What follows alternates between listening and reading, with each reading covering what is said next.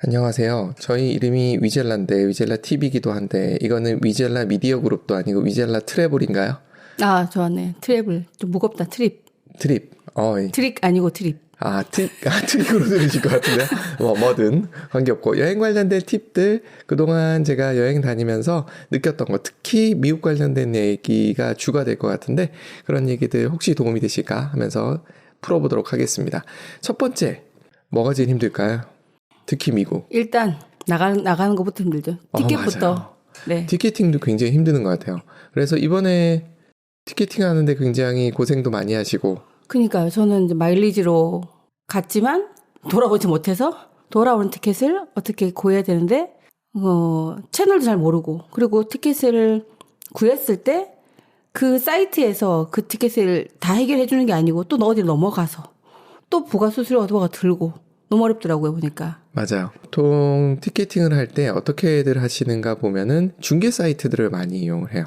항공사 그렇죠. 들어가서 하시는 경우는 생각보다 적어요. 항공사는 들어가는 줄 잘 몰랐어요. 그리고 모두 투어, 하나 투어 그런 데가 많으니까. 맞아요. 다 그냥 거기를 검색해서 들어가지 않나요? 맞아요. 또 그런 투어들을 모아서 서비스해주는 데들이 있죠. 그렇죠. 그런 또 사이트들도 있고. 그렇죠. 그래서 이게 사실은 제일 좋은 방법은 제가 쓰는 전략은 그거예요. 스카이스캐너 같이 통합해서 보여주는 예전에는 우리나라 같은 경우 탑 항공인가? 이런 데가 있었어요. 그래서 그걸 봤는데 UI도 좀 불편했었고 그러던 중에 스카이스캐너를 찾았는데 거기가 가장 많은 데들 걸 모아서 정리해서 보여주더라고요. 맞아요. 그거 스카이 스캐너 말고도 뭐 여러 개 있던데 그래도 가장 저렴하고 깔끔한 것 같았어요. 네, 보기가 좋죠. 네. 근데 문제는 거기 나오는 가격이 리얼이면서 리얼이 아니죠. 리얼이 아니더라고 들어가 보니까. 맞아요. 진짜. 그게 예를 들어서 우리나라 여행사들에서 중재해 주는 데 같은 경우는 카드 할인이 되는 경우들이 있잖아요. 그 카드 할인이 된 액수, 최대로 된 경우를 보여줘요. 그래야지 낚시니까 이것도. 그러니까. 근데 거기서 이제 본 그 홈페이지 들어가 보면 네. 뭐 8kg 뭐 미만 수화물일 경우, 이상인 수화물일 경우, 플러스 백팩인가 뭔가 그런 가방 하나 더 있을 경우 돈 자꾸 더 붙어요. 맞아요. 이게 항공사들마다 또 달라가지고 규정들이 달라서 처음 하시는 분들은 굉장히 힘드실 수 있어요. 그래서 꼭 체크해야 될 몇 가지들이 있는 것 같아요. 일단 그런 식으로 건너 들어가게 되면 일단 우리나라 사이트들 같은 경우는 스카이스캐는 우리나라 게 아니니까 사이트를 그래요? 아니에요. 우리나라 거 아니에요. 한글이던데? 네, 한글로 번역해서 나오는 거죠. 스카이스캐너 같은 데들을 통해서 우리나라에 또 중재해주는 사이트, 여행사 사이트를 들어가면 걔네들이 카드 할인, 이제 다 다르고 이거 염두에 두셔야 되고 그러니까 내가 갖고 있는 카드랑 맞춰야 되는 게 있고요. 또 하나는 뭐가 있냐면 걔네들이 발행 수수료를 내야 돼요. 이게 우리가 입력을 하잖아요. 네. 그 입력한 내용이 그대로 항공사로 가가지고 계약이 되는 게 아니라 그들이 한번 가공 처리를 해요. 네. 그래서 최소 10,000원 정도씩은 더 붙습니다. 그래서 그냥은 아니다라는 거를 알고 계셔야 되고 외국 사이트들이 붙게 되면 일단 영어이기 때문에 아니면 심지어 저는 다른 나라 언어들을 본 경우도 있거든요. 그러니까 그게 좀 불편해서 들어가기 좀 꺼려지더라고요. 맞아요. 근데 그런데 들어가셔도 되는데 뭘 체크해야 되는지를 사람들이 잘 몰라요. 맞아요. 그것 때문에 문제가 돼서 그걸 한번 정리를 해볼게요. 첫 번째 그런 식으로 가격을 보고 들어가시는 거는 맞죠, 당연히. 네. 들어가신 다음에 첫 번째 체크해야 될 게 제일 중요한 게 취소 여부예요. 취소 가능 여부예요. 취소 수수료 말고? 네. 취소 수수료가 붙는 경우도 있고 그게 안 붙는 경우도 있고 다양해요. 네. 근데 많은 경우에 어떻게 되어 있냐면 발권을 한 다음에 24시간 내에 취소하면 취소 수수료가 없는 경우가 많아요. 네. 이건 대부분의 사이트가 그래요. 하지만 24시간 내에. 네, 24시간 내면은 일반적으로 왜냐하면 실수하는 경우도 있고 하기 때문에 24시간 내인 경우에는 취소 수수료 없이 되는 경우도 많이 있어요. 일반적인 항공사는 이걸 해주는데 정확하게 구분하셔야 돼요. 항공사와 여행사와 대행사는 달라요. 구별해 주세요. 잘 그러니까 모르겠네. 항공사는 직접 사람을 나르는 곳이기 때문에 걔네들도 직접 티켓을 팔아요. 얘네들이 정가 개념이 있고 팔고. 근데 여행사들에서는 어떻게 하냐면 카드나 아니면 뭐 포인트 같은 걸 이용하거나 해가지고 할인을 해주는 경우들이 있어요. 항공사에서 100만 원이다. 네. 그러면 여행사에서는 더 쌀 수도 있고 비쌀 수도 있어요. 이건 무조건 어떻다라고 얘기를 못해요. 그래서 저 같은 경우는 가격이 보이면 둘 다 봐요. 그러니까 이게 좀 어려워지는 부분이 이렇게 되는 거예요. 정말 정교하게 하시는 분들 같은 경우는 항공을 볼 때 서울 LA다라고 치면 LA를 가는 항공편이 한 개가 아니에요. 직항도. 네. 항공사가 여러 개가 있을 거 아니에요. 네. 그런데 스카이스캐너 같은 경우는 일단 직항도 보여주고 1회 경유도 보여주고 2회 경유도 보여주고 다양한 경우를 보여준단 말이에요. 맞아요. 그중에 시간표와 가격대를 확인하는 데 스카이스캐너가 좋아요. 네. 시간대도 굉장히 중요하거든요. 언제 도착하느냐 되게 중요하잖아요. 내가 도착해서 나는 무조건 자야 돼. 한 사람은 오후 늦게라든가 밤에 도착하는 비행기 잡아야 되겠지만 만약에 나는 아침부터 가가지고 뛰어다녀야지 그 시간을 아끼는 방법이야 하는 사람들은 아침에 도착하는 비행기를 잡아야 돼요. 예를 들어 우리나라 항공사 같은 경우는 어떻게 돼 있냐면 LA를 가는 경우 예를 들면 에어프리미아라고 새로 생긴 저가 항공사가 있어요. 얘는 아침에 7시에서 8시 사이에 도착해요. 이거 체력 안 되면요 하루 종일 못 놉니다. 이거 쉽지 않습니다. 나이 드신 분들은 절대 이런 행동 하시면 안 됩니다. 그리고 아시아나나 대한항공 같은 경우는 9시에서 10시 또는 11시 경에 도착해요. 참고하실 거는 미국 같은 경우 입국 수속하는데 재수없으면 2시간씩 걸립니다. 그러니까 그걸 그렇죠, 고려하면서 맞아. 시간을 계산을 하셔야 돼요. 그리고 아시아나 대한항공 같은 경우는 LA는 2편이 운행되는 경우들이 많아요. 그럼 아침에 그렇게 9시, 10시에 도착하는 비행기 편이 있는가 하면 오후에 3시, 4시에 도착하는 비행기 편도 있어요. 그리고 미국 항공사들이 있는데 미국 항공사는 유나이티드 에어만 샌프란시스코 직항이 있고 그 외엔 직항이 없어요. 그래서 그 서부 같은 경우는 그렇다는 얘기죠. 그리고 시애틀은 또 있어요. 시애틀은 델타가 직항이 있어요. 미국 항공사 델타가. 그래서 이렇게 지역마다 다 다르기 때문에 그걸 먼저 스케줄을 확인하시는 게 1번. 스케줄 확인이 끝나고 나면 거기에 맞춰서 항공사들을 들어가 보셔야 돼요. 들어가 보셔가지고 조건을 확인하셔야 되는 거죠. 가격도 확인하시지만 조건도 확인하는데 첫 번째가 취소 수수료, 취소 뭐 이게 보통 90일 이내에 하면 어떻게 되고, 그러니까 출발 전 90일, 출발 전 60일 뭐 이런 식으로 기준들이 잡혀 있는 경우들이 대부분이에요. 네. 그래서 캔슬레이션이라고 보통 되어 있거든요. 그걸 한번 꼭 읽어보셔야 돼요. 그리고 변경도 있던데. 맞아요. 변경도 있어요. 아니죠. 그런데 재밌는 건 일반적으로 취소하고 변경을 보면은 취소했다가 다시 발권하는 게 싼 경우들이 굉장히 많아요. 의외죠. 근데 이런 경우가 많아요. 왜 그러죠?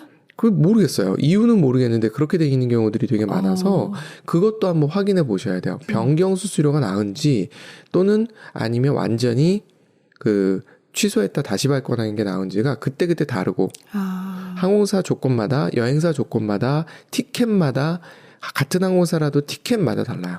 그거 어딜 들어가면 나와요? 다 그 뭐 있어요. 거기 보면 사이트에 들어가면 네, 텀스라고 돼가지고 그걸 들어가 보셔야 돼요.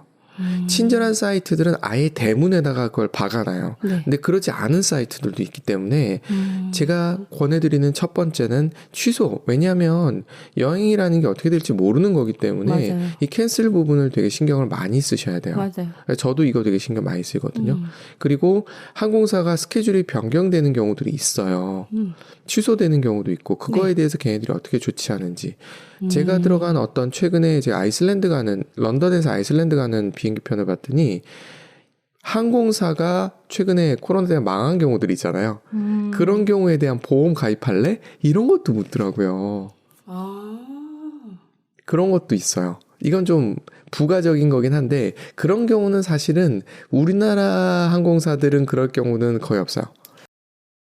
항공사가 망하면 티켓으로 지불된 돈은 날아가나요? 그게 이제 항공사에 대해서 누가 지급 보증을 해주거나 이것도 부채 문제 이런 거랑 관계가 있어가지고 그리고 굉장히 오래 걸릴 수도 있고 복잡한 게 있어서 그렇구나. 그래서 그 작은 항공사를 이용할 때는 이런 사항을 주의를 하셔야 돼요.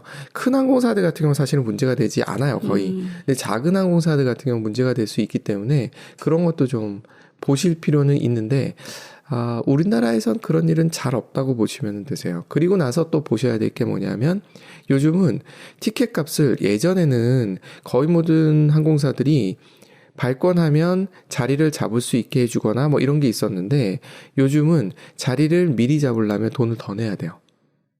아, 그런 게 있나요? 네.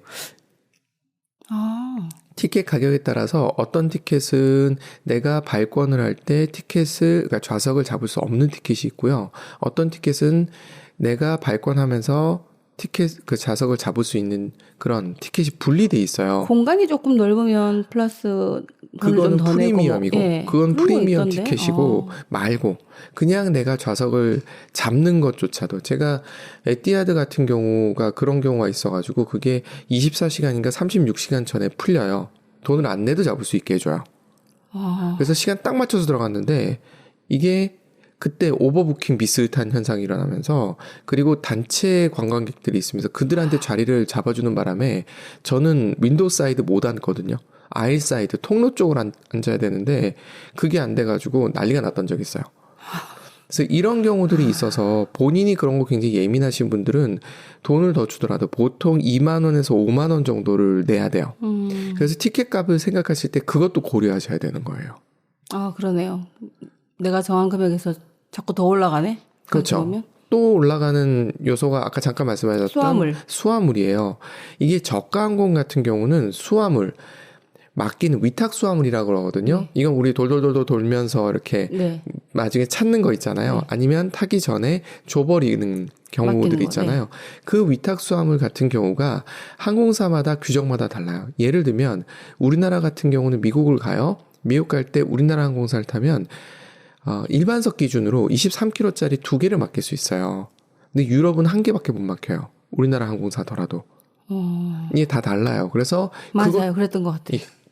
짐이 많거나 저희 딸도 이제 유학 때문에 한번 간 적이 있었는데 이럴 땐 짐이 많아지잖아요. 이걸 어떻게 할지 고민을 해야 돼요. 그리고 비즈니스나 이렇게 타게 되면 짐이 훨씬 더 많아지고 양도 커져요. 아, 비즈니스는 그러면 그 킬로그램 수가 더 훨씬 커져요. 그래서 그걸 활용하는 게 나을 수도 있을 때도 있어요. 심지어. 아, 그렇겠네요. 차라리 비즈니스를 타고 양을 내리는 게. 네네. 그래서 이거는 고려를 하셔야 고민을 해보셔야 되는 부분이에요. 또 저가 항공 같은 경우는 위탁수함으로 무조건 거의 돈이 붙는다고 보셔야 돼요. 네. 거의 그렇다고 보셔야 되고 혹시 미국 내에서 미국 항공사를 타잖아요. 그럼 다 그렇다고 보셔야 돼요. 그러니까 미국 항공사는 아니 유럽 내에서 다니는 유럽 내 항공사도 장거리 다니는 게 아니라면 그냥 시어버스라고 생각하셔야 돼요. 그러니까 제가 바르셀로나 뮌헨을 봤더니만 8kg 기준으로 왔다 갔다 미만일 경우 이상일 경우 8kg이면 그거는 기내 수화물일걸요? 기내 수화물 오신 걸 거예요. 그거 또 달라요. 지금 위탁 수화물을 말씀드리는 건데 위탁 수화물은 거의 돈이 많으면 10만 원대까지 올라가요. 그러니까 그것도 보셔야 되는 거예요. 그래서 싸다고 해서 싼 게 아닐 수 있는 거예요. 그러네요. 다 더해보면. 네. 그리고 기내에 들어가는 걸 지금 말씀하신 건데 보통 기내는 8에서 10kg 정도짜리 작은 슈트케이스를 들고 들어갈 수 있어요. 그래서 미국 내에서 또는 유럽 내에서 다니는 항공을 타잖아요. 어떤 일이 생기냐면 사람들이 위탁 수화물이 비싸잖아요. 그러니까 기내 수화물 딱 맞춰가지고 끌고 들어와요. 그래서 어떤 사태가 생기냐면 먼저 안 타면 넣을 데가 없어요. 이러면 이제 승무원들한테 부탁해가지고 복잡한 프로세스를 거쳐야 되는 거예요. 거기 그렇게 많이 집어넣나? 네. 그렇구나. 근데 꽉 차요. 기내 수화물도 8kg나 10kg인데 그게 사람들이 그렇게 그렇구나. 보통 그렇게 슈트케이스 하나에 보통 백팩 같은 거 하나를 가벼운 걸 메고 탄단 말이에요. 그걸 위에다가 얹는다고 생각해 보세요. 맞네. 공간이 모질라는 거예요. 2개를 얹게 되니까. 네. 그래서 이것도 고려를 하셔가지고 만약에 여러 명이서 가족 단위로 가신다고 하면 도저히 안 되겠다 하면 하나는 맡긴다고 생각하시고서 그 슈트케이스에 정확하게 여기 맞추시면 돼요. 그리고 어차피 기내를 못 들고 들어가는 것들 있잖아요. 네. 그런 거는 거기다 다 때려 넣어서 하나를 만드셔야 돼요. 맞아요. 제가 예전에 슈트케이스 열어가지고 사람들 다 힘들어서 막 옷 꺼내고 속옷 꺼내고 무게 안 맞아가지고. 맞아요. 이런 사태들이 생겨요. 공항에서 많이 그러더라고요. 맞아요.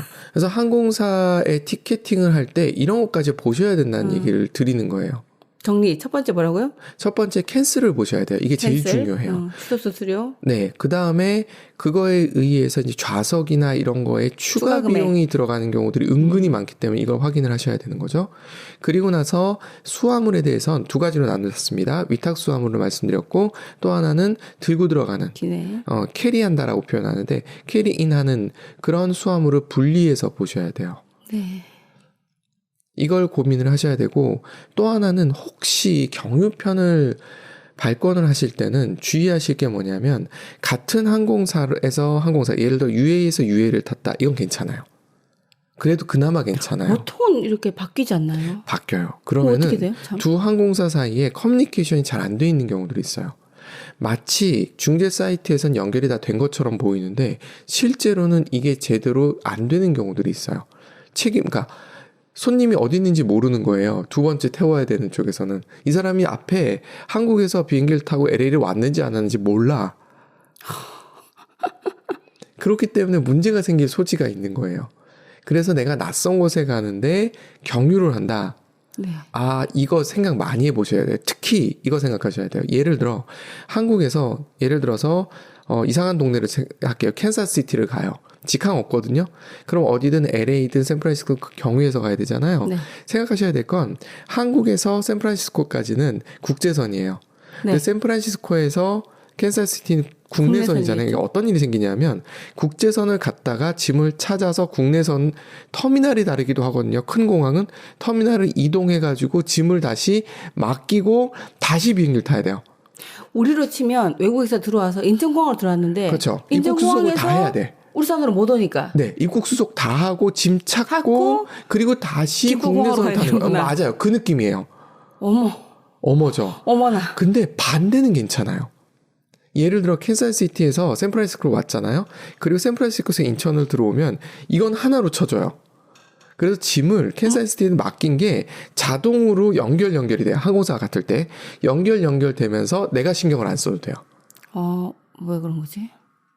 마치 울산에서 인천공항 가서 그건 좀 괜찮겠네요. 나갈 때는 오히려 들어올 때가 문제구나. 이게 어떻게 되냐면 캔사스시티에서 탈 때 울산에서 탈 때 해외 출국 수속이 끝난 거예요. 이미. 출국 수속이 끝났기 때문에 그냥 쭉 물 흘러가듯이 가는 거예요. 네. 근데 반대인 경우는 아니라는 거예요. 그러네. 이런 경우도 있어요. 제가 LA를 갈 때 중간에 하와이 경유편을 탄 적 있어요. 하와이에서 바람도 쐴 겸 해서 간 거예요. 근데 아침에 도착을 했단 말이에요. 네. 내가 타야 되는 비행기는 밤 비행기야. 무슨 일이 생길까요? 중간에 붕 뜨죠. 그래서 그때 밖에 나와서 짐을 꺼내야 되는 거 아니에요? 맞아요. 무조건 일단은 미국에 입국을 했으니까 그렇죠. 다 찾았어요. 근데 문제는 이걸 어떻게 할 거냐는 거예요. 이 짐을. 그러네. 밖에 놀러 가고 싶은데. 네. 이게 다행스럽게도 그때는 제가 이거 끌고 다음에 타야 되는 게 하와이까지는 아시아나였고 그 다음이 UAE였거든요. 네. UAE 게이트로 갔어요. 국내선 게이트로. 네. 터미널을 옮겼던 것 같은데 옮겨서 갔어요. 가서 비행기 한참 남았는데 내가 잠깐 나갔다 오려고 그러는데 이거 좀 미리 체크인 되겠니? 했더니 티켓 다 있어. 좌석도 다 받아놨어. 그랬더니 이렇게 보더니 그래 받아줄게. 이래서 별 문제가 없었어요. 원래는 그렇게 일찍 안 받아주잖아요. 예, 안 받아주는 경우가 많아요. 그죠. 시간대별로 들어와야 될 사람도 있으니까. 그런 경우에는 공항에 넣을 수 있는 데를 찾으셔야 되는 거예요. 그래서 넣고 나갔다 오셔야 돼요. 맞아요. 비용 내고 보관소 맡기고 갔던 것 같아요. 근데 싱가포르 같은 경우는 경유를 많이 하거든요. 이번에 제가 스페인 갈 때도 그렇게 경유하잖아요. 이런 경우 같은 항공사인 데다가 얘네들은 싱가포르에서 바람 쐬고 가요가 있어요. 5시간 반 이상 체류하는 경우에는 무료로 시티 투어를 해주는 프로그램이 있어요. 그러니까 짐도 알아서 처리해주고 이것까지 해주는. 이건 싱가포르 항공의 특이한 케이스예요. 싱가포르 갈 때 싱가포르 항공이고 그다음 다른 걸 타지 않나요? 똑같은 싱가포르 에어예요. 같은 싱가포르 에어구나. 네, 그렇게 되는 경우도 있어요. 그러니까 이게 그때그때 상황이 달라서 만약에 그러면 그 경유를 하는 항공사가 앞에 거 뒤에 거 다르면 좀 불안하면 그냥 짐을 찾는 게 낫나요? 내 마음대로 찾을 수 없나? 내 마음대로 찾을 수 있는 것도 아니에요. 그렇구나.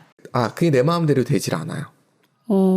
찾아가려면 찾아가고 그냥 아무 말 없으면 넘어가는 거네요. 근데 잘 안 넘어갈 수도 있다는 거지. 그러니까 입국을 하고 나면 찾아야 돼요. 입국을 하고 나면. 네. 근데 그거를 티켓을 살 때 이렇게 만약에 제가 미넨에서 인천으로 오는데 네. 이 두 개가 연결돼 만약에 방콕이다. 네. 그러면 이거를 짐을 찾아야 되는 건지 안 찾아야 그럴 때는 안 거는- 찾아요. 왜냐하면 그건 국제선이잖아요. 국제선 국내선일 때가 문제가 되는 거예요. 거구나, 그게. 국내선 국제선인 경우는 괜찮고 국제선 국내선인 경우에 문제가 되고 국제인 경우에는 보통 자동으로 돼요. 이건 좀 알아둘 필요가 있네. 네, 알겠습니다. 네. 그런 것들도 고려를 하셔가지고 티켓팅을 해야 되고, 그리고 트랜스하는 시간을 바꾸는 비행기 바깥하는 시간 있잖아요. 네. 그것도 고려하셔야 되는 거예요. 예를 들어 이번에 저희가 스페인 갈 때는 싱가포르 공항에서 1시간 반 정도밖에 트랜짓 타임을 안 뒀어요. 이유는 뭐냐면 싱가포르 에어는 빠릿빠릿하고요. 이게 물 흐르듯이 가는 걸 알고 있기 때문에 제가 그걸 오케이를 한 거예요. 근데 보통 그 중간 시간도 그 티켓을 구매하면 알아서 다 결정이 나져 있지 않나요? 내가 마음대로 정하는 그래서 게. 처음부터 티켓팅 할 때 그 시간은 넓은 티켓을 잡으셔야 아예 되는 그런 거예요. 걸 안 한다고. 네, 하면 안 잡지 돼요. 않는다고. 네. 특히나 맞아요. 네. 기차도 그래요. 7분, 10분 있는 것들은 불안하다고. 위험해요. 네.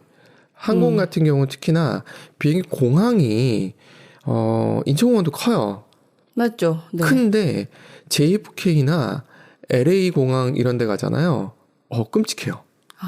그렇구나. 전 그 영국의 히드로 공항 갔다가 미쳐버린 줄 알았어요. 미쳐버린 줄 알았어요.